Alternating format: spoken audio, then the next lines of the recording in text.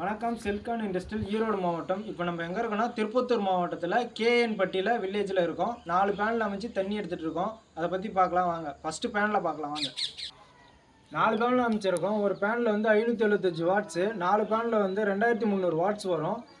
இப்போ வந்து தண்ணி ஆன் பண்ணி காட்டுறேன் வாங்க. மோட்டர் ஆன் பண்ணலாம் வாங்க. இது ஏசி டிசி டிரைவு. இப்போ வந்து டிசியில் ஓட்ட முடியல, லோ சன்லைட்டாக இருக்கிறதால நம்ம ஏசியில் ஆன் பண்ணி காட்டுறேன்.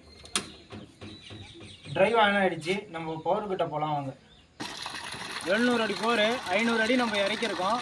1.5 இன்ச் டெலிவரி ஃபுல்லாக வருது பாருங்கள்.